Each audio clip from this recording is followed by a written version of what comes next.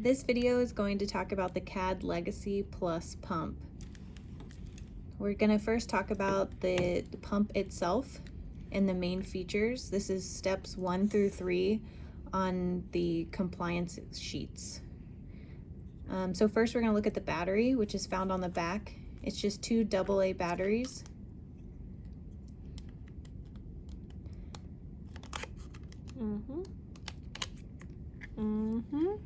And then the top is the display screen. This is where you'll see all of your rate to be infused, how much is left to be infused, your function keys below it, and then the airlock sensor to the side. This is where the tubing goes through to detect air bubbles.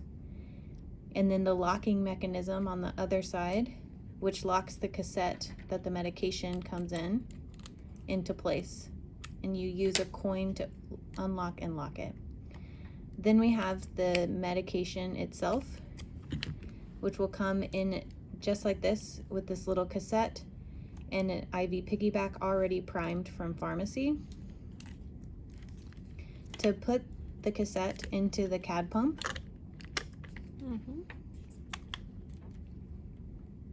you'll hinge it at the bottom, rotate it in, and while applying pressure, use the coin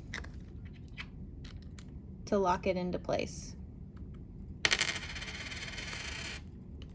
All right, so that is steps 1 through 3 on this first page. Now we're gonna move on to programming the pump. We're first gonna turn on the pump by holding the on-off button for 3 to 5 seconds. You'll hear 3 beeps.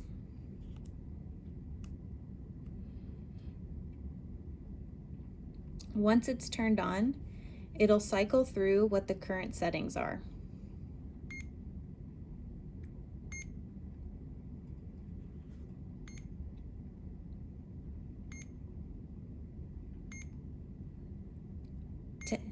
To access the pump settings, you're going to press the lock button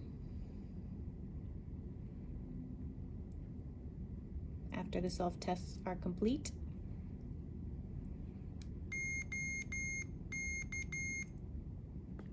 Okay, press the lock button. You're going to go down to LL0,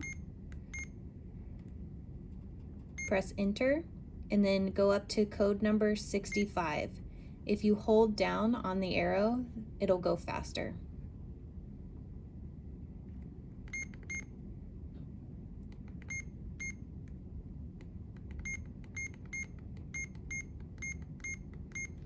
All right, once you get to 65, you press enter, and then you can press next to move to the main screen called reservoir volume. This is the amount of volume or the rate to be infused from your chemo bag. So we're just guesstimating that there's 110 mils. If you want to adjust this, you just use the up and down arrows. Once you get the correct volume in, you press enter, and then next. And now it's the continuous rate. This one will be very important, especially for night shift, because when infusion reactions occur, the typical order will be to decrease the rate. And so this is where you will do that. So unlocking the screen, going to the continuous rate, and then just like before, using the up and down arrows to change the rate. Then you'll press enter, click next again, and this will move to given. This is the total amount of drug that has been given, usually during your shift or at the bag change. If you want to clear this number, you'll just press enter, clear, and it'll go down to 0. Then you can press next again, and it says air detector on or off. For the protocol that we're using this CADD pump for, it'll be off. You'll have an order to change that to on, and then we'll show you where to put the tubing here on the left into the airlocks system there. And this is what we found out with the last time we did this protocol, is where most of our beeping occurred. You really have to get the tubing into this little slot to make sure that it can detect that there's no air in the tubing. but hopefully the beeping won't be as bad since we're keeping the air sensor off. But making sure that that tube is in there nice and snug will definitely help. Okay, so then you can go next, and we're on to the next page. Upstream sensor status, this is your occlusion. It should be on. However, this is also one of those things that can be modified based off of how the pump is performing with this drug. But our baseline should be that it is on. So then you can press next, and it should say stopped. That means that we've gone through all of our settings. Now to re-lock the pump, you'll press the lock button, go to lock level 2, LL2, press enter, and then put in the code 65 again.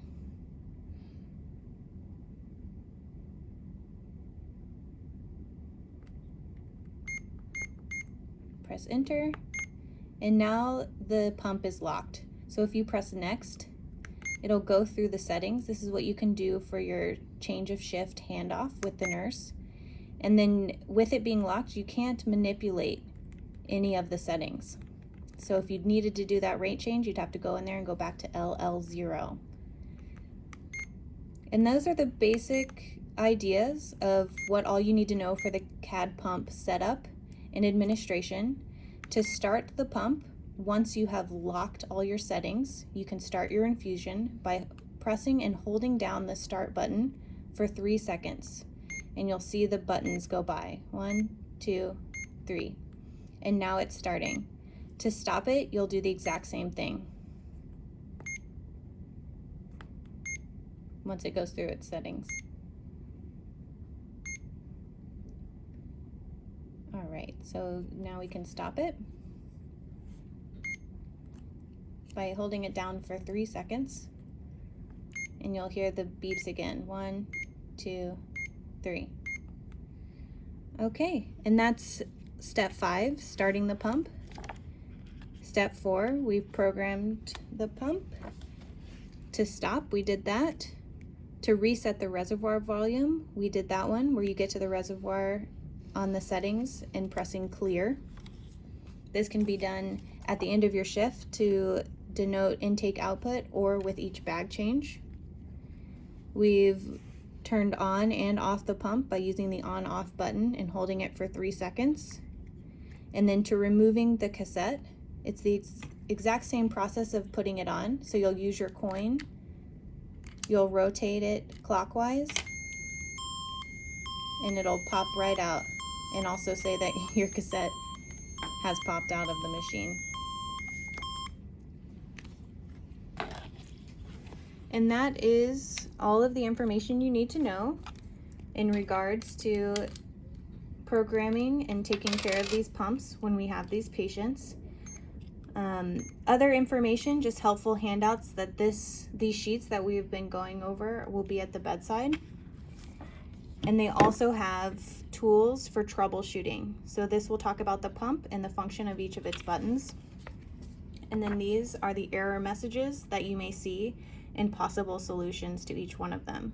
I'll just zoom in on the 1-800 number here. This is a 24-hour hotline, this 1-800-315-3287. They can be reached at any time during the day or night if you have any problems with these pumps. And then Med Safety are here from 9 to 9:30 if you have any questions.